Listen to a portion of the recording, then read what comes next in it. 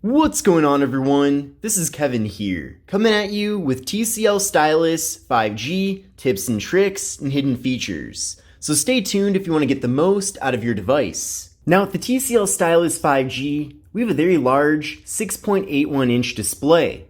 So if you want to use this phone with just one hand, it's pretty difficult, if not impossible, to reach all portions of the operating system. Now thankfully, TCL has come up with a really good solution to this, and it's called One-Handed Mode. So let me show you how to get to that. So you're going to go to the settings, you're then going to go down to advanced features, and then you'll see right here One-Handed Mode. So go there, and you can see here that we have two different methods for accessing this. Now the first method to access it is in the quick settings, but the other method is to simply swipe over from the home button. So I definitely think using a gesture on the home button makes the most sense here, so you do have to enable that. And then you'll see also that there are some defaults for the shrunken down display that will happen as a result of this, but let me give you a demonstration right now. So now with One-Handed Mode enabled, you just have to swipe over from the home button, and just like that, it now shrinks down the size of the display. And then from here, you can navigate around just like the regular phone, so essentially we have a mini phone here. Then from there, you can switch the side, so if you want it on the left side instead, you can easily make that change. You can move it back to the right side, and if you want to get out of this, you just tap outside of the operating system, and then now things are back to normal. And then to get back to it, once again, you just swipe over from the home button right there. And then from here, we have quick access to the settings, so I'll go there, and then expand things. And then again, you can see that we have other options for the size of the One-Handed Mode display. So let's switch over to 4.5 and give that a try. There we go. So now things are a bit smaller, but not quite as small as 3.5. So again, you can navigate around and do all the same stuff that you typically would do.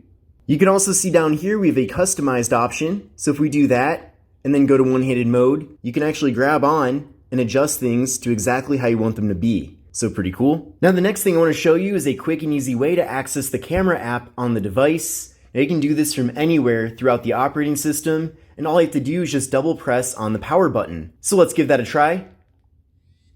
And you can see that it asks me which camera I want to use. So the phone recognizes Snapchat as being a camera app, which is kind of interesting, but I'm going to go to the regular camera right there and then go to always, and we'll give that a try one more time. And there you go, just by double pressing on the power button, it now pulls up the camera no matter where you are throughout the device here.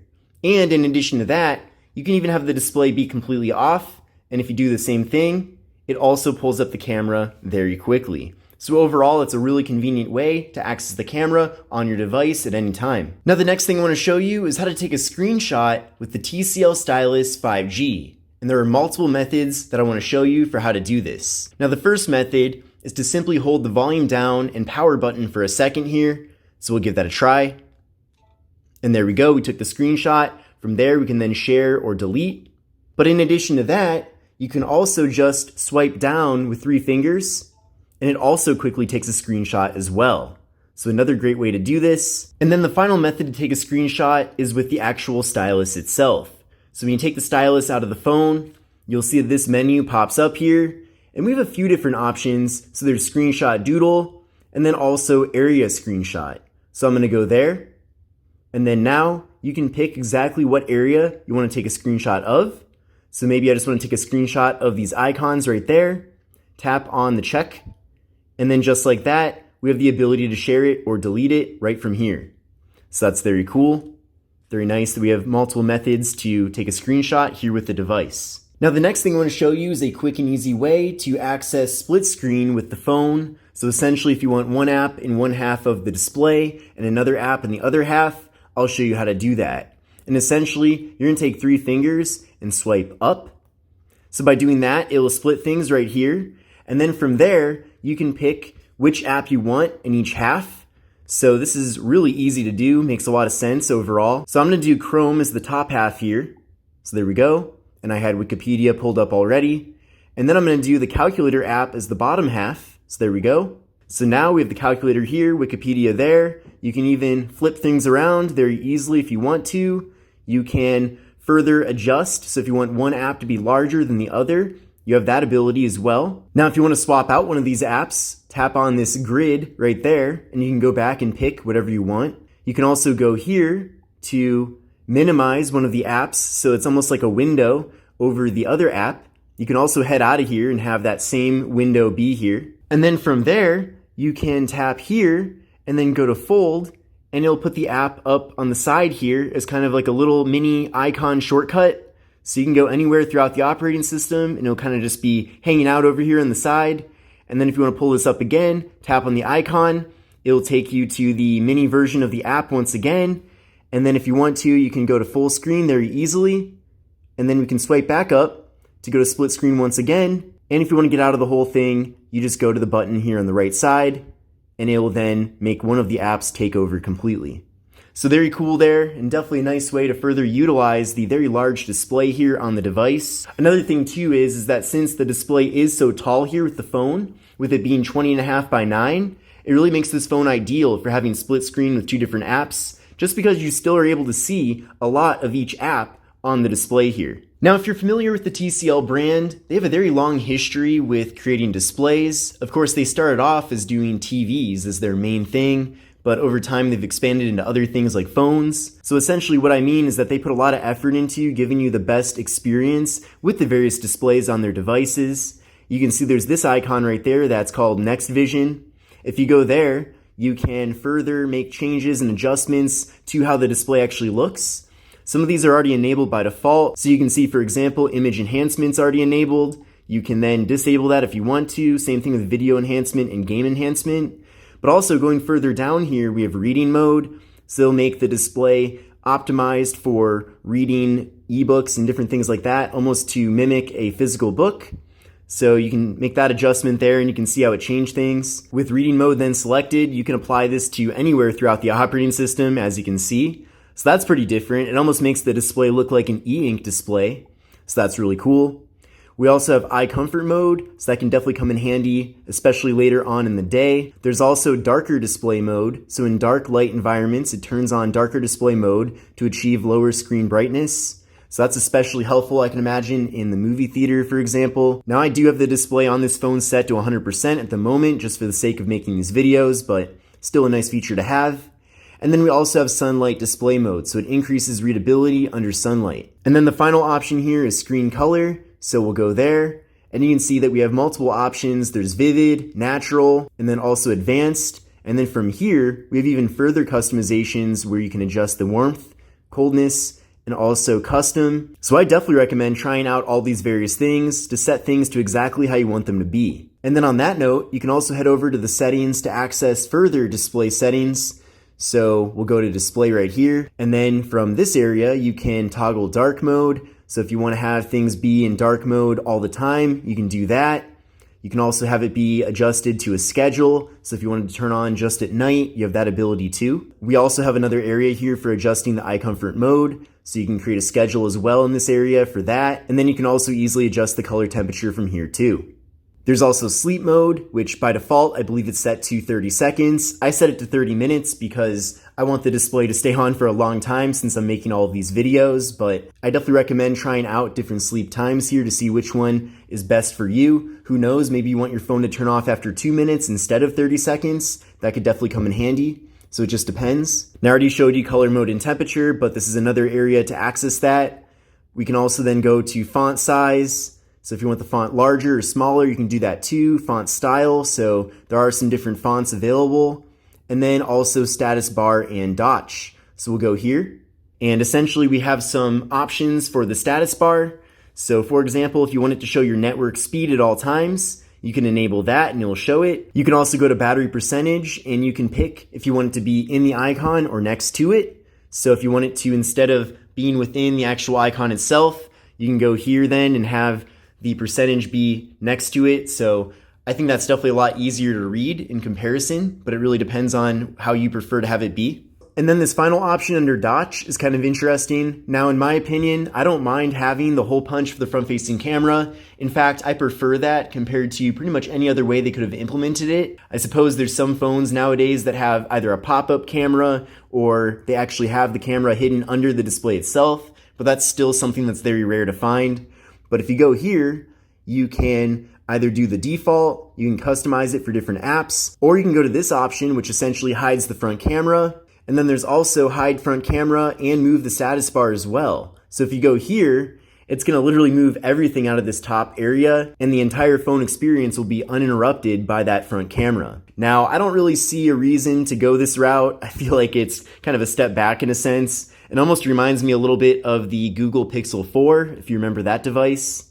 So I definitely prefer the default, but still cool that you can at least make those adjustments if you want to. Now with the TCL Stylus 5G, we do have the traditional Android 3-button navigation enabled by default. In general, I'm a pretty big fan of this. I know that a lot of people that watch my content also prefer this over gesture-based navigation, but this phone does also support gesture-based navigation. So let me show you how to switch over to that in case you want to give it a try. So you go to the settings, go to search, type in nav, and you'll see right there system navigation. So we'll go there, go here, and we actually have quite a few other options as well. You might have noticed when you're setting up the phone, but it did give you the option for button layout. So if you'd rather have the back button on the right side and recent apps on the left side, you can easily make that switch right there. So you can see right here we have gesture navigation as an option. I'm going to now select that. And then, as you can see, we no longer have those 3 buttons on the bottom here, and instead just one line. So if you swipe up all the way, it'll take you home. If you swipe partially up, it'll take you to your recent apps. And then if you swipe from the side, it'll take you back. Now then from here, you'll see an option called More, so let's go there.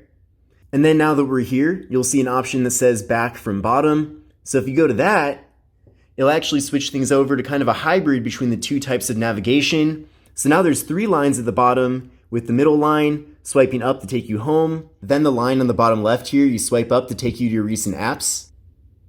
There we go. And then you can swipe from the bottom right to take you back. Now I already showed you that if you double press on the power key, it'll take you right over to the camera app. However, there's also some other awesome power key features. So let me show you right now. So we're gonna go to the settings, go to search, type in power, and you'll see right there, power key. Go there. Then go to power key menu. And you can see as of now, if you long press on the power button, it'll pull up this menu. So you can see you have app shortcuts you can add in. Also, you have your Google Pay method as well. And then also, of course, power off, restart, airplane mode, and cast. But you can also access the settings by going to this gear as well. But once it takes you over to here, you can then further adjust these things. You can also add in smart home controls. So that's pretty awesome. I don't have anything set up at the moment. But of course, you can set up all of your cards and passes. And then right here for app shortcuts, go there. And you can now add in different shortcuts that will then show up if you long press on the power button. So now that we're back over to the main settings page, go to search, type in gestures. And you'll see right here, button and gestures, go there. And then just go to gestures here instead of system navigation, which is what I showed you before. And you'll see a variety of different things. Some things are enabled already, some are not. So for example, you can see flip to mute. That is already enabled. So if you have a call coming in and you want to mute that call, all you have to do is just flip the phone over on its face and it'll then mute that call. Now I already showed you 3-finger screenshot. There's also this one called 3-finger regional screenshot. So if you pinch with 3 fingers, it'll take a regional screenshot. Let's try that.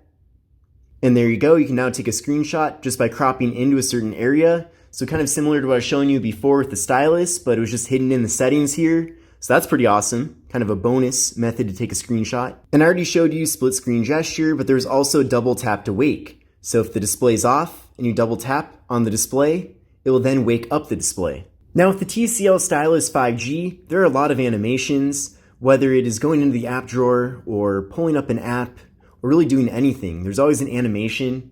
And for many people, they prefer that. I know that for me, I don't mind it. But you can also remove those animations if you want to as well. So go to the settings, go to search, type in animation, and you'll see right there, remove animations, and then enable that. And then now you'll see that there's no animations, or at least far less animations compared to before. Definitely noticing still a few of them, but it definitely kind of cut out a lot of them just to make the device feel a little bit faster than it is. With the TCL Stylus 5G, you should definitely expect to get really good battery life. That being said though, there are some cool ways to get even more battery out of the phone. So let me show you right now. So you're gonna go to the settings, then scroll down to Smart Manager, and then you're going to go to Battery right here, and then you'll see that we have a few options. So we have Normal Saving Mode and Super Saving Mode. So you can see, for example, right now, I have 77% battery left, and if I do nothing, then I have about 15 and a half hours. But if I switch to Normal Saving Mode, that'll give me an extra hour, and then if I go to Super Saving Mode, that'll give me an extra 6 hours. So let's try that. And you can see by doing this, you'll get the maximum battery life by applying a simplified black home screen and limiting the number of usable apps. So we'll enable that. And then now you can see that there's no location access because that takes extra battery. And essentially, this is the entire operating system right there. So you have phone, messaging, clock, and settings. And you can see that I now have 21 hours and 46 minutes left. So you can see the screen is already turning off. So this is definitely a feature that you probably only want to use if you absolutely need the most battery possible. If you know that you won't have an opportunity to charge anytime soon, then I can definitely see the appeal of this. But of course, you're losing out on many of the features of the device. But you can then easily exit that. And then now that we're back to this page, you can go to battery detail, and then you'll see battery saver, go there. And then you can see that you can also use the regular battery saver mode. So now with that enabled, you can set a schedule if you want to. So maybe during a certain time of the day, you do want battery saver to automatically be enabled. And then you can see as well that if you plug the phone back in to recharge it, it will turn off battery saver when your phone is back up to 90%. Now you might have noticed when using the phone that if you tap on any icon or really anything, it makes a sound. That's called touch sounds, and I'm personally not a fan of it. I don't need to hear a sound every time I go to a different app or go to my recent apps or touch any of the buttons for that matter on the navigation. So you can easily disable touch sounds. So let me show you how to do that. Go to the settings, go to search, type in touch sounds, and you'll see it right there. Go there. And then you can simply disable touch sounds. And then now there are no touch sounds. So I definitely recommend doing that if you don't want to hear those sounds. And then the final thing I want to show you are some home settings. So if you're on the home screen here, just hold down and then go to home settings right there. And you'll see some things here that could be helpful. So for example, the Google feed. So right now, if you swipe over from the side, it pulls up the Google feed, which some people don't want. So if you go back here and then disable the Google feed, now when you try to swipe over, it won't pull that up. You can also have new apps automatically be put on the home screen when you're downloading them. And then of course, there's other options here as well. You can adjust the home screen grid, which is pretty cool. So if you want more icons, you can do 5x6, or if you want less icons, you can do that as well. And then finally, we do have the home screen style. So if you don't want to have an app drawer and you want just the home screen for everything, you can do that as well. Now I know for me personally, the app drawer is one of my favorite features with Android. iOS is about halfway there at this point, but their app drawer is still not nearly as good as Android's app drawer. But if you don't want an app drawer at all, you don't have to have one. But this concludes my video on tips, tricks, and hidden features for the TCL Stylus 5G. I hope you enjoyed this video and found it to be helpful, and if you did, then definitely give the video a thumbs up. But this is Kevin here, and I will see you in the next one.